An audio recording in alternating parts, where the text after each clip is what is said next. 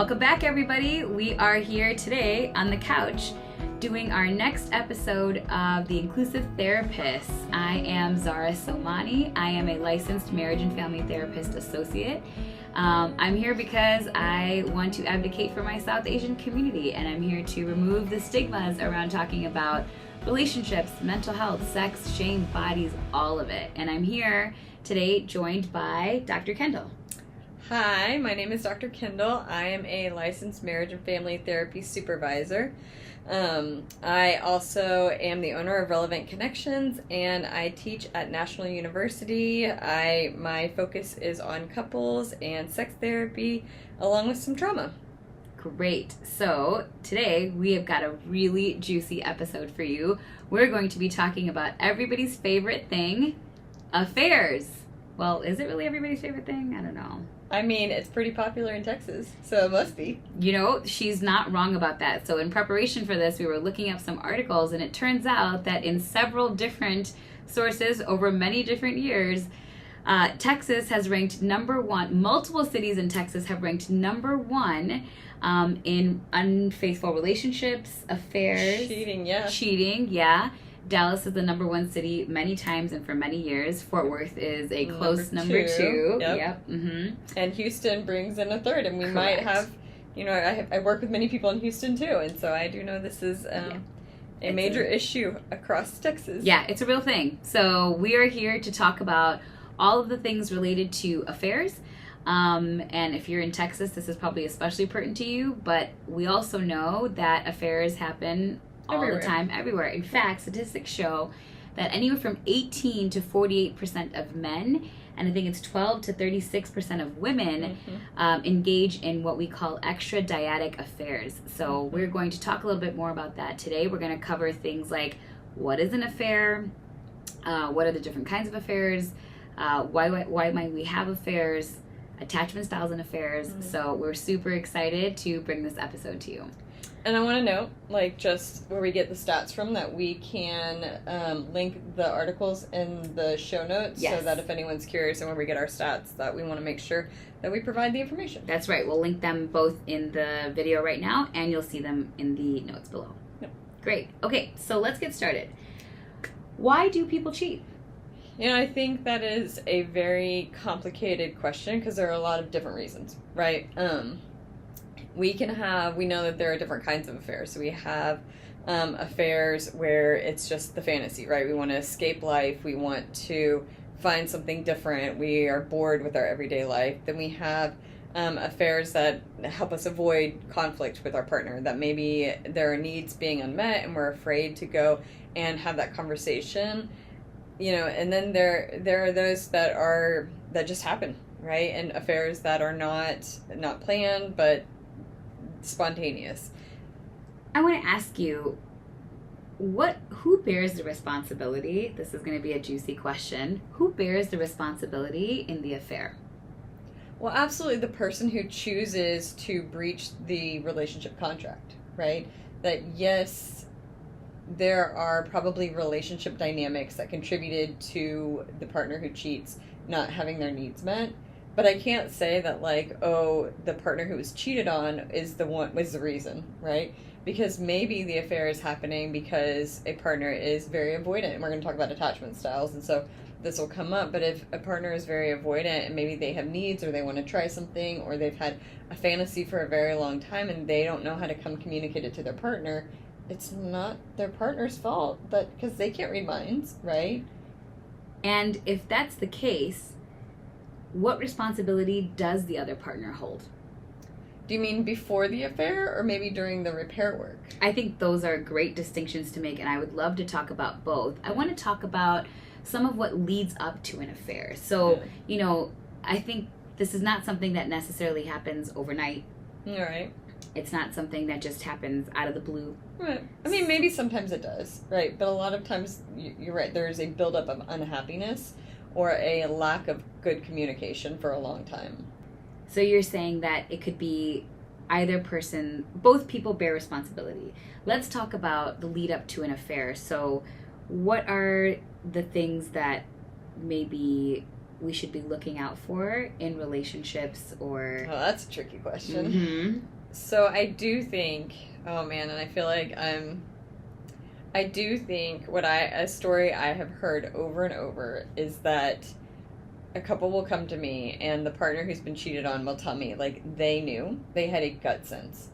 And I've had more than one people, whether they were religious or not, say that they had almost like a spiritual moment. Multiple people have said, like, I had a dream and I woke up and I just knew that something was wrong, right?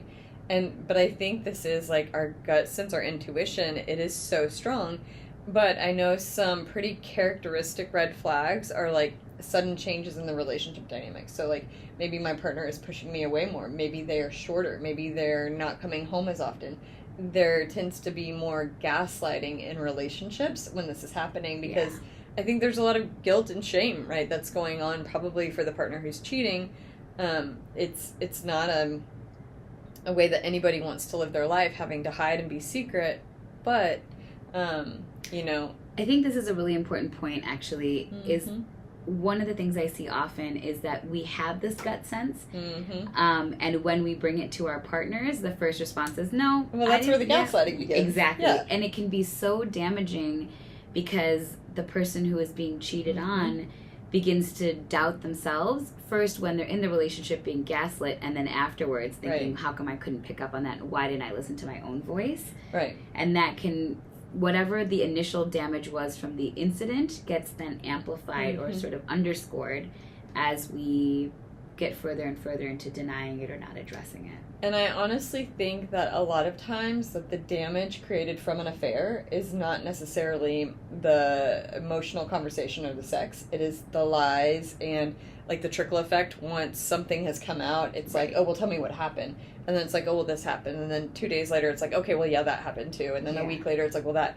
And that really creates damage, like layered damage that is just incredibly hurtful. And each time one of these little new lies is discovered, it's a new betrayal. Do you think that it's better to know the details or to not know? Like if somebody is asking, as somebody who's been cheated on, if I'm asking my partner, just tell me what happened. Right. What is better, to come out and say all the details, to just say it happened? Yeah. Where does the information become damaging instead of helpful? That is a really tricky question, because one of the natural parts of affair recovery is the questions, right? What the partner who's been cheated on needs is a coherent story to understand, like, what happened? Why did you cheat? Where did it happen? How long was it going on? And so I think off the bat, we definitely need the locations of, like, how long has this been going on? So a timeline. We definitely need the information about where did this affair happen. But then when we start getting into the nitty-gritty around, like, well, what position was it? Or what did you flirt with them? Did they like to do this certain thing or wear this certain thing? Or what name did they call you? Those types of questions tend to create more harm than good, right? Because those questions are not going to contribute to our story that we are having, our understanding of what happened. They just begin to erode our self-esteem, the victim partner's self-esteem. Right. Because now it's more about like, oh, well, maybe I should have been doing that, or maybe I'm not enough, or maybe I'm not this. And that can become, it's so hurtful, right? And so I imagine, especially with people who are prone to anxiety or spiraling, which can happen naturally after a betrayal, these details are probably the ones that are contributing to the spiral in an unhelpful way, or we're ruminating on the things that are like the images that get created instead of the actual facts in the timeline. Yes, absolutely. And I think it's important to note that PTSD, like just like you would have if you had been in a car crash, right, that you're going to have maybe nightmares about it, you're going to have intrusive thoughts about it, you're going to have questions, it's going to take up a lot of energy that happens after an affair. Like that is very normal. And for how long? You know, it's different for everyone. I think that the length of time it lasts, I think, is different for everyone. If we have maybe underlying, maybe I am more anxious naturally, and then if betrayal happens, then it might take me a little bit longer to get over it, because my brain just naturally like ruminates. I naturally worry. I naturally see connections to things. But if I'm very avoidant, you know, I might put this in the closet and might say like, I'm okay. I got this, and it's not going to last as long as and when I say that it won't last, you never forget. Like, I want to be very clear about that. Okay. This is not something that we're gonna, like, the goal is not to come in and be like, okay, let's erase this from the history of our relationship. But, like, the intensity and the intrusive thoughts and the nightmares and that kind of thing, that's different for every person. That's helpful to know that the goal isn't to, this is something that you don't forget. Right. And so how do we live with it? It's almost, it reminds me of grief and death and loss, right? The goal is never to forget the person that you've lost. The goal is to learn how to live with it and still find meaning and joy in life. And so I would imagine that with betrayals and affairs, the goal isn't to pretend it never happened or to forget about it or at any point in your relationship get past it in that kind of way, but that it's something that becomes a part of your relationship and you create something new afterwards. Right. We're going to, and most of the time when an affair happens, something wasn't working, right? That either there were problems with communication or there was conflict in the relationship or there were needs that were going unmet. And so really we're not aiming to recreate that relationship that wasn't working, but we want to help the couple to accept this as a part of their history and to create something better. This is where I think the responsibility conversation gets a little complicated, right? In terms of communication, needs not being met, because we know that communication is two ways, right? So there are couples who maybe the person who is cheating is unable to communicate their needs or is afraid of it. Right. And there's also the situation where they communicate their needs, and in those needs, or when they are communicating, their partner is not being receptive. Right. Sometimes one person thinks they're communicating, and so there's all kinds of, the message gets messed up, right? Yeah. And so I might think like, hey, I've been telling you that I needed to have more sex with you, but maybe I wasn't. Maybe I was really just like making little passive aggressive comments. Yeah. And that my partner could have easily missed, right? And this is why anytime, I think 9 times out of 10, when I see couples and I ask them what brings you in, they will say, communication. Yes. It's all the time. But it's true. Yeah. Because we think we're communicating, but how we're communicating, what we're saying, the ways in which we're saying it, the expectations we have of what it means to be heard and interpreted can all be lost in the jumble. Right. So exactly what you're saying in terms of, I might be communicating by, I saw this one other couples therapist podcast where how do we initiate sex, and it's so funny. I was just thinking, that we, like, the ways in which we initiate sex aren't always like, hey, I want to have sex with you. It can be all manner of things. One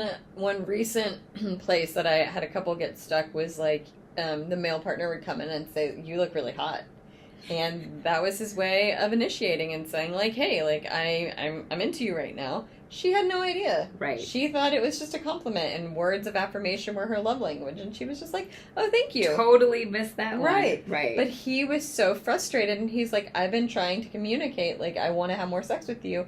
And she was shocked. And so this is where in couples therapy, like, we really get to translate, right? Yeah. We get to figure out, like, where is the message getting lost between two people. And a lot of times this happens because there's so much stigma around talking about sex. About being direct and saying, like, hey, like, I've just been really horny lately. Yeah. And how are you feeling? Because there's such a, we think about sex in the same ways as, like, we've been shown on TV. Like, we don't actually have the awkward conversations. It's only awkward until you do it.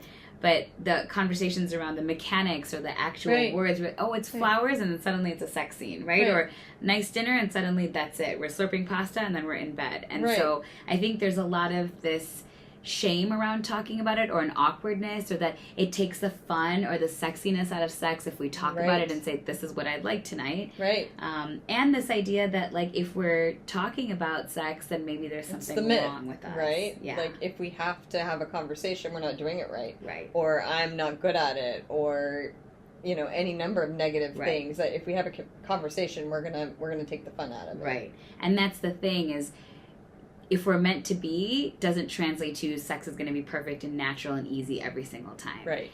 If you're meant to be, or if you are together, it requires work in every domain, including who does the dishes and what sex looks like and how often it happens and when I want to have it. Mm-hmm. These are conversations, and this is what communication gets to look like, where it's more than just nudge, nudge, hint, hint, but actually, hey, let's sit down and talk about this and check in. Or I feel this way tonight. You game? Yeah. Yeah. But I mean, I think it's so important to say, like, hey, like, when it's been a week or two, like, and that it's really starting to bother me. Like, I'm just having all these thoughts. It's really distracting me. Like, what's going on with you? Is there anything I could do to maybe help you get in the mood? Or is there something, like, going on with you that I don't know about? Like, I know you've been really stressed at work. Do you think that's impacting your desire to be with me? Right. And this is an example of a dialogue. So other ways that it tends to go in an unhealthy way is, hey, I'm really frustrated. I really want to have sex with you. Let's go. Yeah. Right. And that's not. Why don't you ever want me? Yes. That's not very sexy. Right. It's a story that turns into, plays into the insecurities in our head, when actually it can be a dialogue. I'm feeling this way. Are you also feeling this way? Do you also miss it? I know you're really busy. It's been a crazy couple weeks at work. Right. What does it look like to make some time for us? What does it look like to make time for us on a date, but also to have sex where we both have the mental space and are in the mood for it? And I have, so like you bring up a good point, is I work with a lot of couples who have young kids, right? And it's always like, how do we find space and time? And the most common one I hear is, there's a kid between us in bed. Like, how do we do this? Correct. And I'm not gonna lie, it is a challenging phase of life. The first 5 years of any kid's life reduce relationship satisfaction significantly. Like, that is well documented, well studied. Yeah.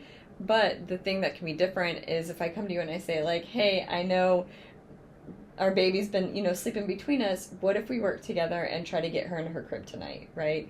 And we sit down and have a conversation around, what could we do? Or maybe I've got my toddler who keeps creeping into my, what if we create them a camp out in the living room tonight? Or, do something fun, but this is me and you working together to find a solution to our problem, rather than me just coming to you with a complaint and being angry. Right. And I think this is critical when it comes to good communication is it solution oriented, or is it problem saturated? Right. Are we just talking about what I don't like? Or are we coming to the table dialoguing and having active solutions, again, about whether it's sex or when we're cleaning the garage, anything related to our relationship? It's about how we approach that with solutions instead of complaints. Because when we start complaining, especially about sex, is such a sensitive topic. Right. The desire for it, the lack of it, the interpretations and the internalizations that we make about ourselves when these things aren't being met. Oh, the stories we tell are so vulnerable, and they can be so negative. Yeah.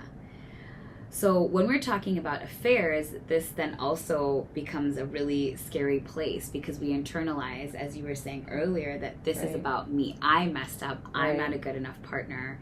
But in fact, actually, more often than not, it's about how we communicate about our relationship. Right. That becomes the precursor to this. I agree. Yeah. Have you come across, you mentioned red flags in the moment, right, of, I have a gut feeling, or, the people are pulling away. Have you noticed that in retrospect, people are able to identify? Oh, absolutely. That is certainly one of the things that I do in the couples work, that once a couple comes to me and an affair has happened, we're going to talk about, like, what wasn't going well. That's tricky, though, because we've got to get through kind of the crisis point first. So if a couple has just discovered an affair and there's so much hurt and there's so much feeling, right, it's really hard to talk about what wasn't working. Right. And so this is why, it takes some time. The path is not always a straight path, but absolutely we're going to figure out, like, what was going on before the affair happened, so that we can work together to co-create a better relationship that doesn't repeat the same mistakes. Yeah. Do you find in your work that couples are able to move past betrayals? That is also very personal, right? Because it depends on the affair, it depends on the person. I've had some couples who have beautifully navigated being able to recognize, okay, what I did, and being very accountable. What I did was really hurtful, and let's work together to create something and repair this. But then I've had some people who are very hurt and angry, which is, completely understandable. And despite the work we do and the conversations we have, that hurt and anger and resentment just won't let go. And so this is where, in those instances, we talk about, is this sustainable, right? Like, can we co-create a new relationship where both of you can find happiness? And if the partner who's been hurt can't move on, then that is a really tough conversation that we will have to have. I think you bring up a really good point here, which is co-create a new relationship. Right. Once a betrayal happens, the goal isn't to go back to the way things were. Actually, the way things were probably weren't working, so you don't want to go back there. Right. But to be really clear on this idea of what does it look like moving forward. It reminds me of that Japanese, the Japanese bowl. There's this idea in their tradition where if it breaks, and then you put it... It's a vase. Is that what it is? I'm pretty sure. Okay, and it breaks and then you put it back together, but it becomes, you can see the cracks. Paint. Exactly, to make it more beautiful. So just because there is a betrayal or a loss or any sort of things are going to happen either outside or within the relationships that are going to cause cracks. Right. And the goal is, what do we do after that? Can we repaint it with gold paint, or are we going to leave it cracked and open? And that's where the next step gets to happen. So it's not the breaking of itself that determines what happens next, but how we put it back together. Right, exactly. And, sometimes the pieces are big enough that we can glue them back together, but sometimes they are so small and so shattered. And another point that I want to add is that how long was there conflict, or how long was there resentment building before the affair happened? Because I think that's a big factor, right? If we're talking about 20 years of a relationship that is whittled with conflict and lack of communication, it's going to be really difficult to co-create something new, because there's just so many memories of it being not good, and nobody feels safe, right? Deep down, our nervous system feels very dysregulated. Yeah. But if this is a relationship where things were really good and then this bad thing happened, then it's going to be a much clearer path to repair and recovery. Yeah. One thing that we haven't quite talked about yet is, what is an affair? Oh, that's a good question. That actually becomes very complicated, because the answer to this question might have been different 30 years ago, right? Right. But in the age of technology, it is a whole new ballgame. The technical research definition of an extradyadic interaction is any betrayal of trust, right? And so it's when we breach our relationship contract, and that can be with an emotional affair or a physical affair, and some people might define a physical affair as kissing, some people might define it as holding hands, some people might define it as intercourse. But this is why it's really important in this day and age for couples to have a conversation, because when we're talking about online affairs, what does that mean? For some couples, it means watching porn. Pornography is not okay in some relationships. In some relationships it is. For others, we have to consider, is it okay if it's okay to have online experiences? Is it okay to chat with somebody? Is it okay to have an interactive video with somebody? Where are the boundaries in your relationship? Another common one that I've seen several couples dealing with lately is where one partner was following somebody on OnlyFans. And I don't know if you know, but this can be an interactive, but it's also you just looking at one person. So it's not like looking at this variety of experiences online. And so this has been another huge betrayal, because it's not like, oh, you were just looking for random pornography. You found this person and you wanted this person. Right. And that can be so hurtful, right? But these are the conversations that parents were not having in premarital conversations with us. But what does that, we talk about a relationship contract, which I think is a whole separate conversation of, we totally should, and we will. And what does that even look like? Because we often get into relationships and continue forward without understanding whether it's finances, make kids, assumptions. Exactly. Yeah. And I want to understand, what does it look like to talk about cheating explicitly before it happens? When I think about sitting down with my partner and saying, okay, so hey, let's talk about cheating. This isn't allowed. It's such a, it's almost like these days I feel like prenups are so much more normalized. Yeah. And that took some time to get over, right? Because the other side of that conversation was, it can still be a challenge, for sure. It's short, right? Yeah. Do you expect that we're going to get a divorce? Why do we need to talk about prenups? Right. And I think in the same vein, when we talk about cheating, right, it's important to set the boundaries of what is and isn't okay. Yeah.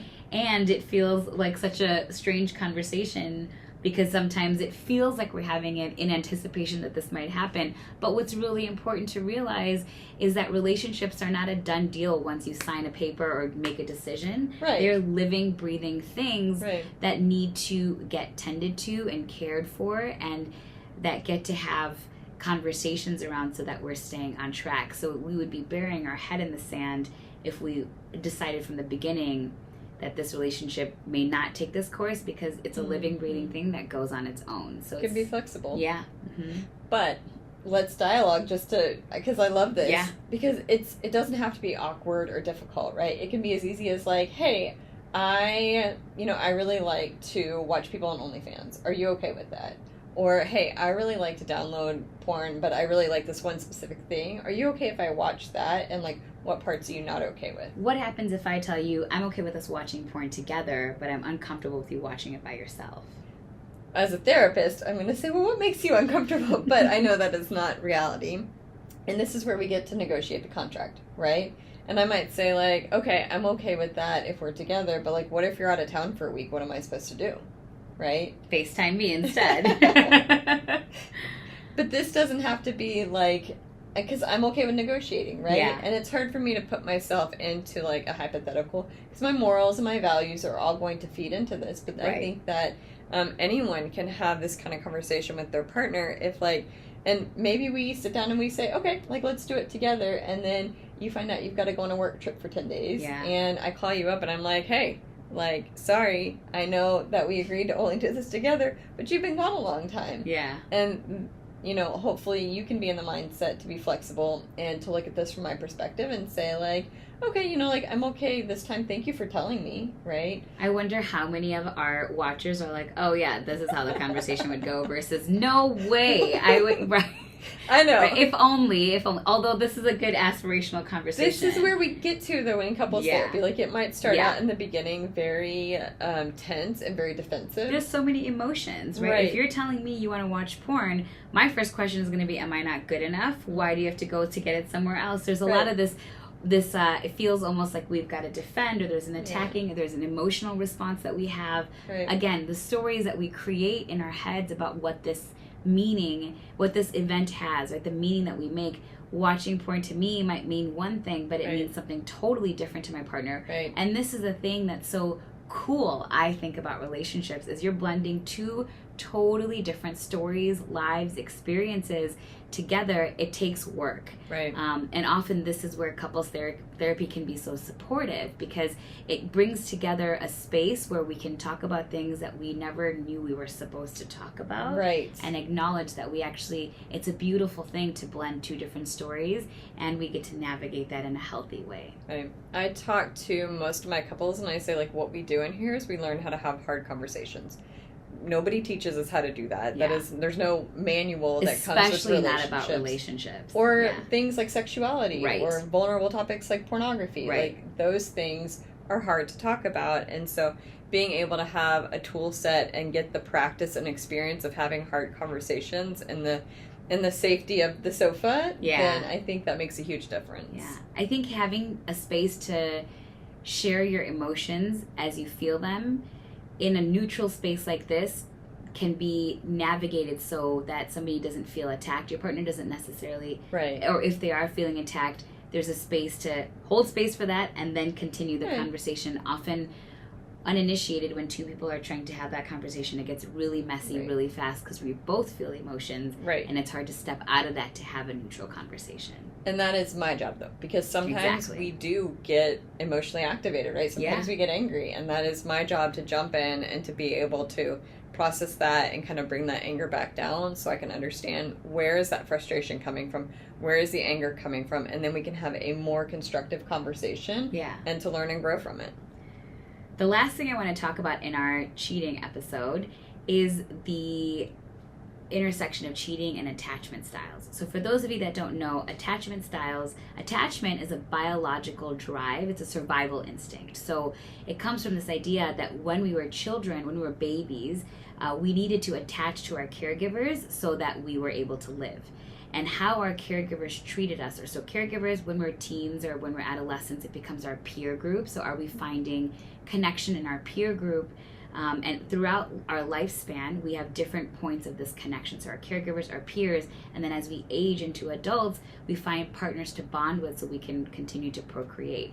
Now, at any given point, if that attachment becomes insecure, unstable, or unsafe, right? Maybe my caregiver wasn't present. Maybe I was neglected as a child. Maybe I interpreted my mom going to work as neglect. Right? All of these things can embed themselves into our brain and our nervous system, and throughout our lifespan, then come back to have to sort of rear up during our interactions at every different stage. Yeah. What do you want to add to that? I think that there's another point of attachment. You'd mentioned adolescence, and I think that a lot of people pass over like bullying at adolescence, which is huge. And so I talk about people as like icebergs, and that the stuff that you're bringing in to me right now is just the tip, right? And then we've got these previous relationships, we've got our adolescent relationships and through like the teen years, and then we have that foundational piece, which is like our family relationships. And they all play a part in us learning what is safe and what is not safe when it comes to relationships. Right. So when we're talking about attachment styles, we've got a couple that factor into cheating and affairs. So we've got anxious attachment styles and avoidant attachment styles. You want to tell us a little bit about how both of those show up in cheating? Well, I think a lot, so from the avoidant perspective, is that sometimes if I say I do have needs, say that my partner maybe has a lower drive than me and I have a high drive. If I'm somebody who's avoidant, I might view communicating that to my partner as a threat, because I don't want to make you mad. I certainly don't want to ask for something vulnerable, like more physical intimacy, and you reject it. And so it can become, so this is where that avoidant coping skill might lead me to go and meet somebody online. Ashley Madison is a huge thing. Especially in Dallas. Yes. And so this is where some of those kind of escape affairs can happen, because it's safer to just go find somebody who is emotionally neutral rather than be vulnerable and open up to my partner. Yeah. Sometimes we can see the other side. If I'm an anxious partner and maybe I need sex to feel loved or secure. Yeah. And my partner's not giving that to me, I might get really angry, right? And so maybe I go and I have an affair out of spite. Or maybe I do it because I need a backup plan. Like, what if my partner rejects me and never wants me again? And so having this partner over here makes me, in a way, feel less anxious, because I know I have somebody who's going to be there at the end of the day. And then one that we don't talk about as much is more of that compulsive sort of affair. Right.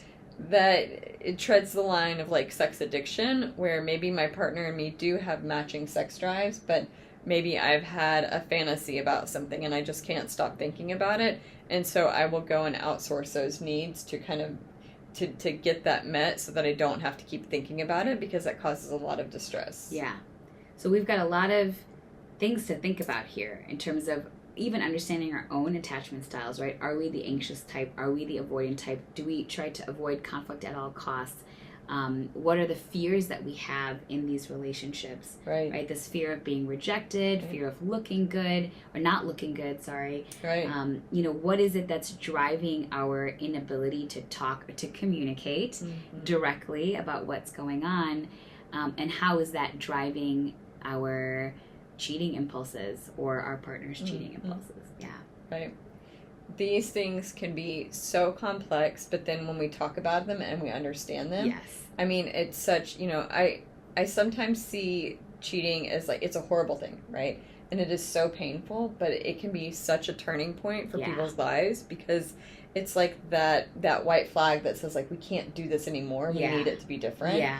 And this bad thing happens, and then we go and we do the work to learn about ourselves and to learn about our relationship and about our partner, and things can become so much better, right? You can co-create a relationship that feels really good and better than anything you might have had in the past. And so sometimes bad things have to happen to make room for the good, unfortunately. It's a really good signal, and I appreciate how you say that, because oftentimes when somebody hears the word cheating, especially in our society and growing up, like, I would never marry a cheater. If he cheats once, peace out, Right.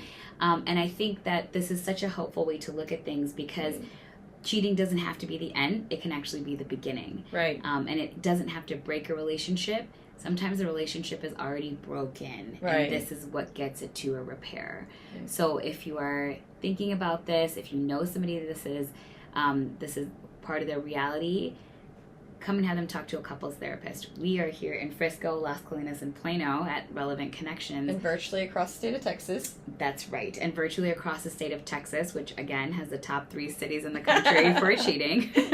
Come and talk to us. We've got a lot of space here for you to hold that relationship and to help you repair it if that's what you're looking for. And to break those repeating patterns. Right. Because if, bad things happen and we don't take the time to heal and recover from them, the odds of us repeating those patterns again is really high. Right. So there is hope, and it requires action.